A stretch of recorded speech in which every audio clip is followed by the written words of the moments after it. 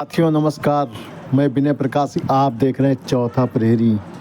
Hockey के जादूगर Padma Bhushan major Dhyanchand की जयंती राष्ट्रीय खेल दिवस के अवसर पर मुख्यमंत्री योगी आदित्यनाथ द्वारा सहायक खेल प्रशिक्षकों को नियुक्ति पत्र वितरण एवं राष्ट्रीय चैंपियनशिप में उत्तर प्रदेश के 88 पदक विजेता खिलाड़ियों को पुरस्कार राशि का वितरण किया।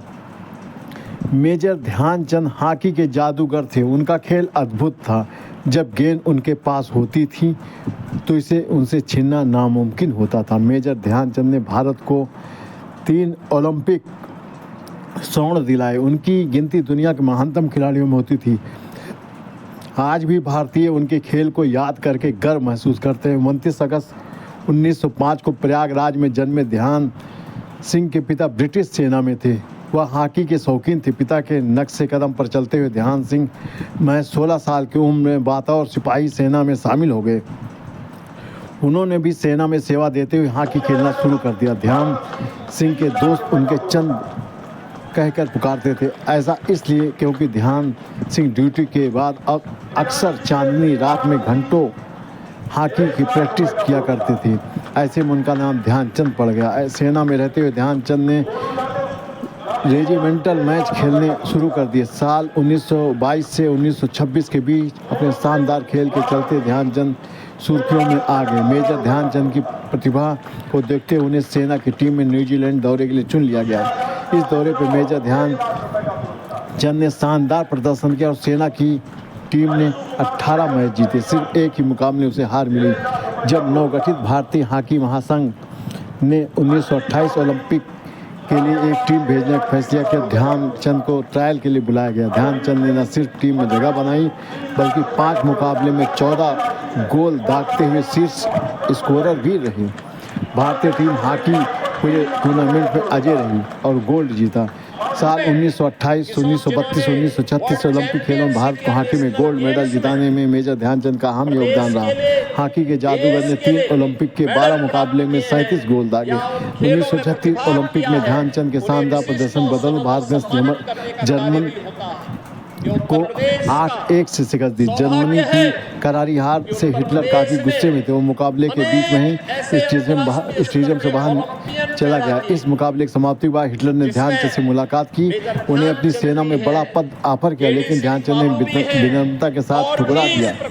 जब मेजर ध्यानचंद हॉकी खेलते तो मानो गेंद उनकी हॉकी स्टिक से चिपक जाती थी। इंग्लैंड के खिलाफ एक मैच के दौरान उनकी हॉकी स्टिक को तोड़कर चेक तक किया गया, लेकिन जांच में उन्हें निर्दोष पाया गया। जब द्वितीय विश्व युद्ध समाप्त हुआ उस वक्त ध्यानचंद 40 साल से ज़्यादा हो चुके थे। साल 1948 में जब स्वतंत्र भारतीय हॉकी टीम ओलंपिक खेलों में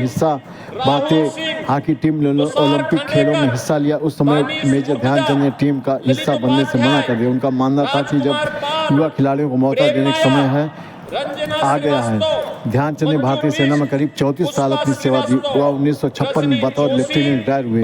करीब 22 वर्षों तक मेजर ध्यानचंद ने भारतीय के लिए हॉकी खेलते 400 ज़्यादा गोल दागे। पद्म भूषण सम्मानित इस दिग्गज हॉकी खिलाड़ी के नाम पर आज खिलाड़ियों को मेजर ध्यानचंद खेल रत्न अवार्ड दिए जाते हैं। 3 दिसंबर 1989 में मेजर ध्यानचंद ने कैंसर से जंग लड़ते हुए दुनिया को अलविदा कह दिया। भारत में 29 अगस्त उनके जन्म दिवस को राष्ट्रीय खेल दिवस के रूप में मनाया जाता है।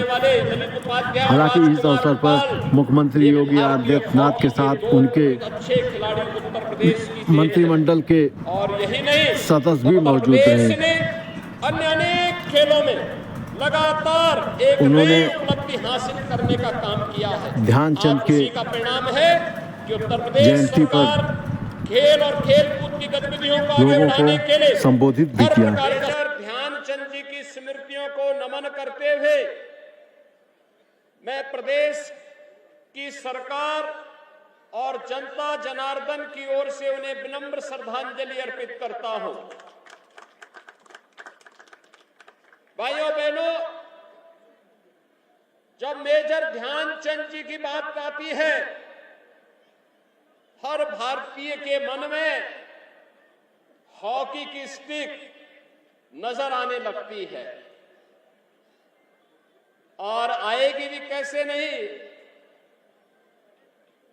यह देश जब स्वतंत्र था 1928 1932 और 1936 तीन ओलंपिक में भारत को गोल्ड मेडल दिलाने वाले इस महान खिलाड़ी ने भारत की हॉकी को, भारत के इस राष्ट्रीय खेल को वैश्विक मंच पर एक नई पहचान दिलाई थी।